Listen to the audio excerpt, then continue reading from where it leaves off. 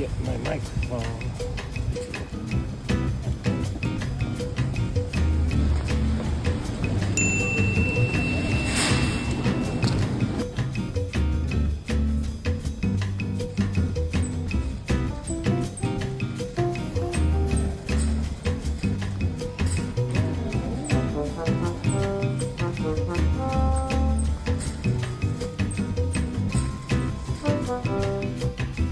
Alright, microphone.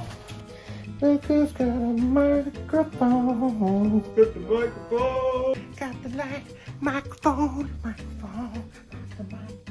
Microphone. Yeah.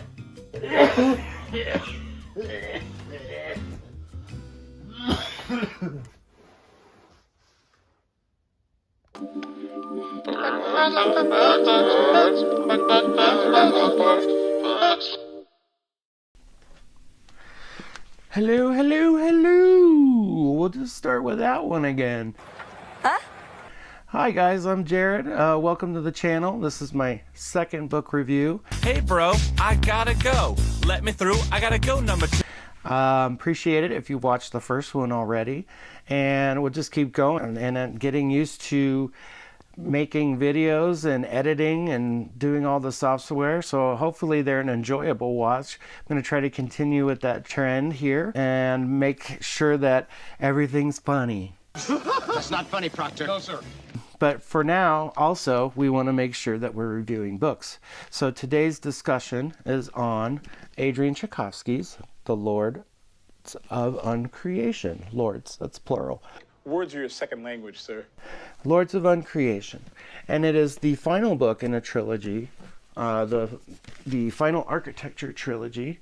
Book one is The Shards of Earth, Eyes of the Void, and the final book, Lords of Uncreation. It was a good read. I think the world building was the most exciting. The characters had a definite interesting flair because we're dealing in a science fiction world. And when you're dealing in science fiction storytelling, you often have aliens and creatures and different factions within societies that operate and counter-operate against and for each other. And so that's a really complex story to tell. It wasn't his first entry into science fiction, though. He had a book called Children of Time, but Children of Time was just an amazing read. It was my first experience with Adrian Tchaikovsky. It came highly recommended by folks who recommended sci-fi and things like that. And so I read it, and wow, I was blown away. I read the next two books that kind of followed that story, and I found myself wanting more, find out what other kind of stories that Adrian Tchaikovsky could tell. So Adrian Tchaikovsky likes to world build first, because once you have a good idea of what the world looks like and how the characters within it can interact with the world and with each other in the world,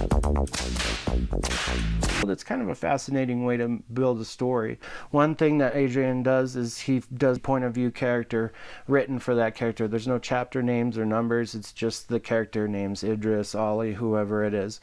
And basically that first book, Shards of Earth, was a great introduction into a really interesting cast of characters. One of the main characters who has this special ability, they can use the power of their mind to basically drop in and out of unspace. And go figure, like, the concept of that. It really is something hard to explain. You see, magic. Got it. But I think Tchaikovsky did well in explaining the consequence or what happens from going in and out of unspace.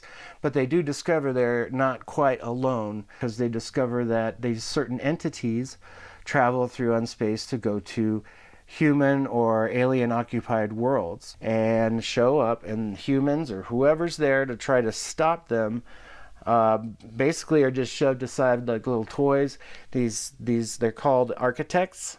And they're these big glowing moon-sized things with like like stalactites or stalagmites coming from them. What they do is they basically reshape things. They just kind of take the worlds and just kind of mold them, and it beautifully forms them into flowers. It's sort of this tragic kind of art, and you're left wondering, what the hell is this why is it doing this? Why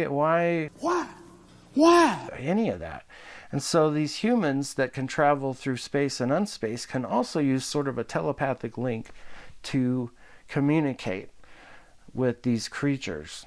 But the story doesn't really unfold much of that until the last book. The series was good. First book started out really amazing, very big scope. It could have gone 100 different ways. It was really hard for me to distinguish from character to character because it still felt like it was the same voice, just with a different character name over it. The third book, Lords of Uncreation, about the first third was all just expositional dumping. Pages and pages and pages of that get kind of old, and I understand why it's there. A lot of publishers want authors to put that stuff in there. Why would you do that? So they can make sure the reader is up to speed. But inside of him somewhere, he knows he over-explains things. He did admit to that, which would be fine, but it was just kind of like rehashing the same old ideas. It felt like he was trying to really get that seed stuck in my head about how all this stuff works and what's going on in the world. It seems like he's got so many characters and so many storylines and so many plot lines that he's got to fix. It's hard to get into any of the meat, like A, the character attributes, B, like where is the story going. It's just almost like things were getting away from Adrian in the telling of the story. And by the end of it, it almost felt like he was just tired of trying to make this story interesting.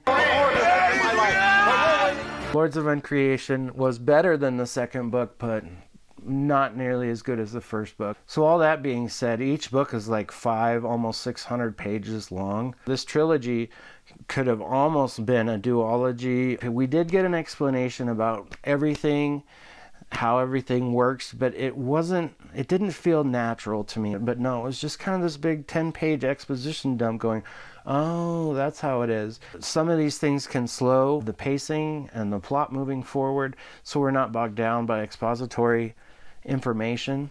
My biggest likes were the world. I really think it's a fascinating idea that a part of the universe, unspace, exists out there. It's almost like a fourth dimension idea where the whole of the universe could be viewed from inside of unspace, so you could plop out anywhere you wanted to in the whole of the universe. I think some of the most forward-thinking sci-fi that I've ever read is by Cixin Liu, The Three-Body Problem, if anybody knows that one. Good shit. As long as I didn't overthink the novel, it was fine. It was a good read. It wasn't written poorly. But I went into this not expecting a lot, which is a strategy. I definitely wasn't disappointed to the point where I couldn't finish it because I'd already been through the first 2. I wanted to complete it. But I just kind of came away from it feeling a little bit, I was satisfied, but I wasn't blown away by anything. It was a satisfying end, although it just felt like it took a long time to get there. That's what she said. If you're not super experienced with reading science fiction, I would say that this would be a good starter point to get you into that world and to think of some different concepts and ideas. It's really fascinating stuff in there. That's terribly fascinating, man. If you are also interested in other sci-fi stuff, Adrian Tchaikovsky has his Children of Time book, which also has 2 follow-up books. It's not really a name of a series or anything like that, but Children of Time was amazing. I really, really enjoyed that book. That being said, yeah, I think I'm going to give Lords of Uncreation a 3.5 robes out of 5. 3.5, I don't know, 3.5 out of 5. You're killing me, Smalls. And as the series on a whole, maybe a 3.75, which is still a decent rating. Again, it's not a bad story. It's just that, me personally, that pacing just kept me just having to walk uphill a little bit to get through this one. So, but if you like space opera, if you like a lot of characters, if you like some good action, don't mind a little bit of exposition, this book is really good. There's nothing wrong with it. So the whole series is great. But I don't know. I don't know if I would ever reread it, that's for sure. I might reread Children of Time somewhere down the road, but there's that effect I was talking about, that stretching and flowerizing of Earth. Here's another great cover by Steve Stone. Just looks good. nice kind of a bluish hue. The stars, the architects. Thank you for watching. Stay tuned. I have another book I am finishing soon, and hopefully I'll see some of you at the next video. Thanks, and remember, keep reading.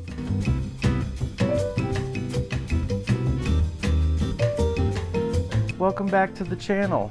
You are at the... Is this good? Is this good? Can you hear me?